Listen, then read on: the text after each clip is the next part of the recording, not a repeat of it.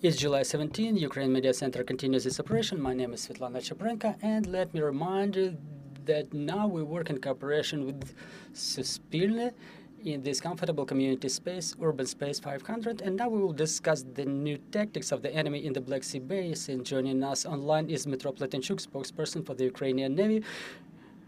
Good afternoon, Mr. Dmytro. Good afternoon, dear guests, dear studio.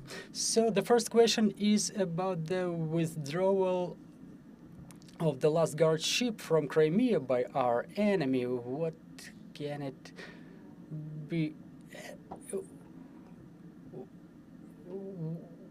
witnessed? What can we witness from these actions of the enemy? Well, regardless of their storage in other bases, the enemy still needs to resort to these tactics. They do it not because they just want to do so, but rather because they try to disperse their vessels in order to protect them against damage and destruction. So it's one case of a kind when they have understanding and of the situation and approve relevant decision, which means that there are no locations left in Crimea which are safe for the enemy. Thank you. What is the tactics used by the enemy in the Black Sea basin, and has it changed recently? Well, it has changed after the appointment of the new head of the Black Sea Navy of the Russian Federation. They resorted to a number of tactical solutions.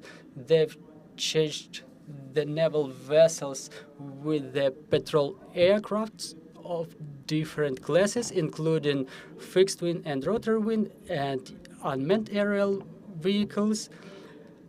And we don't observe the presence of the vessels in the equator of the Black Sea. The only vessels they use are the submarines, which still remain in the Black Sea basin in the number of 4 units. 3 of them are the potential carriers of cruise missiles, and 2 of them may go into the basin on a regular basis. And they patrol the Black Sea basin on a regular basis. They are not currently present there in the Black Sea basin. The Strait of Kerch is being attempted to be kept narrow to reinforce control of the invasion of the naval drones. So they were considering the equator of the Black Sea as safe area for them. However, their vessels did not delay there and went back to their naval bases in Russia. So their tactics is to minimize the risks to protect their naval vessels. And probably the previous commander of the Black Sea Fleet was removed from his position due to the losses. So talking about the losses of the enemy, what is the number of naval vessels that was destroyed by the Navy of Ukraine?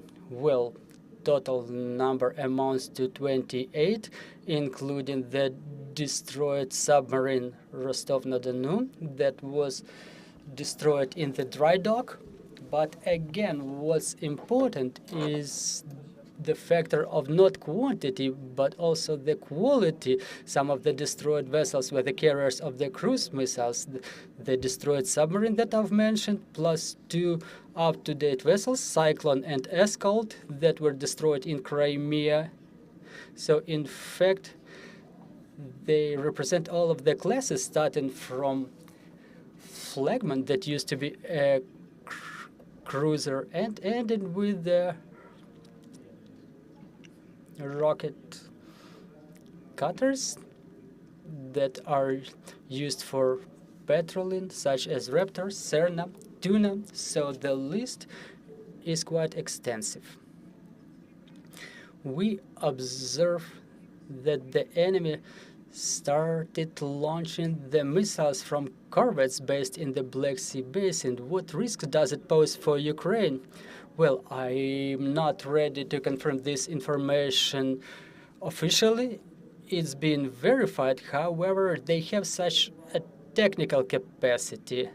According to the information that we have, there are 4 carriers of cruise missiles, and the equator of Caspian Sea is such that those cruise missiles may reach the territory of Ukraine, and for us,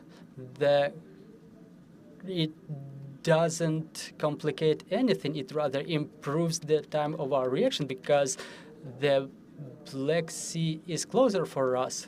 For enemy, it doesn't pose any technical complications. In the Caspian Sea, they feel themselves safer. For example, the launches of air-to-ground missiles, they launch them from above the Caspian Sea basin, but again, the reason for that is a non-standard triggering of the missiles. So talking about Caspian Sea, I was warning about it earlier. So in case their imperial ambitions don't press on them, they would have probably removed their cruise missile ships from the Black Sea Basin, but still they retain them in such ports as Novorossiysk in the Black Sea Basin, where they feel safe due to the long distance from the area of active battle operations. However, when they launch the missiles, they still don't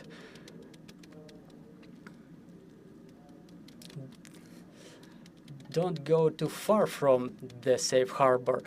Ukrainian naval drones, how do they influence the security situation in the Black Sea Basin, and what are the results of their use in the Black Sea Basin against the enemy? Well, they influence proportionally. We were all witnessing the results.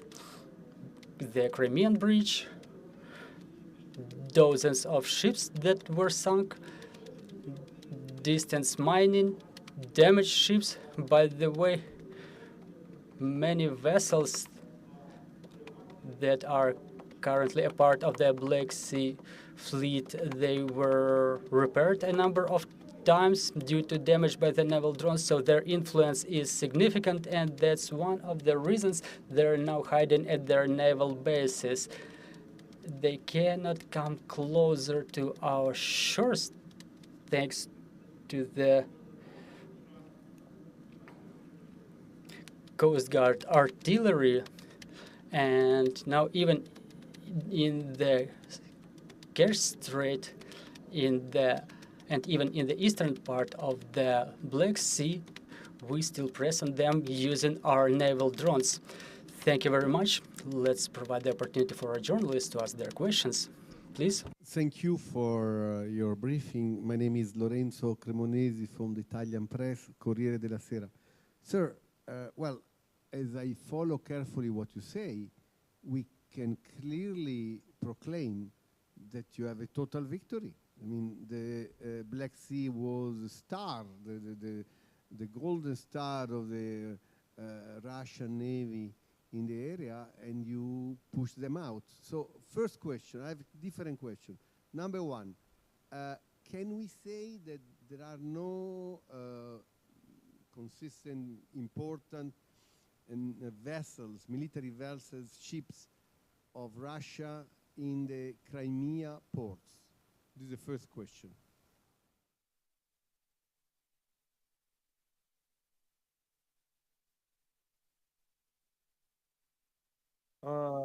Насправді про перемогу казати. Well, actually, it's a little bit too early to safely state about the victory because, unfortunately, Russian aviation is still dominating in the Black Sea Basin. We have to recognize this fact and say it out loud. And basically, that zone now is the gray zone. So it's about 25,000 square kilometers of the Black Sea Basin. The victory in the sea basin means the absence of danger. And as long as the Russian ships are still staying in the Black Sea Basin, even hiding at their naval bases, the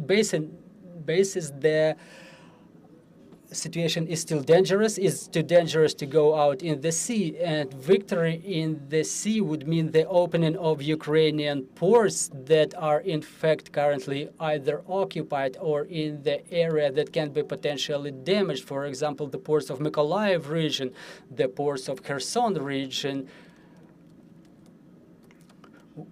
where more than 60 foreign vessels are currently blocked. It means that the occupation in the ports of Azov, ports of Crimea, this is when we can safely state about the victory.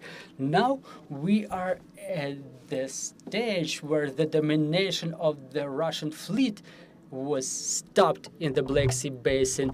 However, there is still hazard posed by the submarines, again in a number of 4 units that can continue inflict fire damage on the vessels in the sea. So in fact, it's only one of the transitional stages on the way to the victory, to the full victory in the Black Sea, unfortunately, but still we have to walk this path, and the distance that we walked was not so easy. To clarify, the submarine are still operating from Crimea ports? They are still in the Crimea area, or they are moving in the sea from Novorossiysk, from the other ports far away? And secondly, can we say clearly that the missile from the dead Black Sea area are shot at the moment also by submarine or by airplanes, but not by ships? Thank you.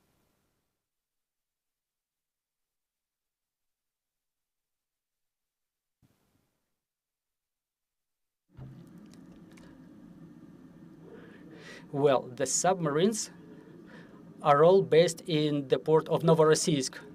The enemy even resorts to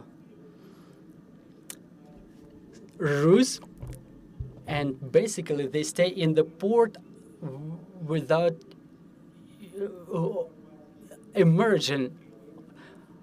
I mean, this information still should be clarified, but for what I understand, they still try to keep them protected to the best extent possible. And yes, they use the submarines to launch caliber-type missiles. They use them more frequently than above-surface vessels. Each of the submarines may carry up to 4 caliber cruise missiles. Another matter is that those missiles are not as effective as in the beginning of the full-scale invasion. I can safely say that we're adapted to the cruise missiles of caliber type, and we shot them down almost in 100% of cases. But they mostly use them to inflict combined attacks when they use other types of missiles during their combined attacks. Talking about the aircraft, yes, they use tactical aviation in the Black Sea Basin to launch the air-to-surface missile. Yes, I can confirm that fact. Thank you very much, Mr. Dmytro, for your answers. Let me remind you, we were talking to Dmytro Pletenchuk, the spokesperson of the Ukrainian Navy, and Ukrainian Media Center will continue its operation tomorrow. Thank you for staying tuned.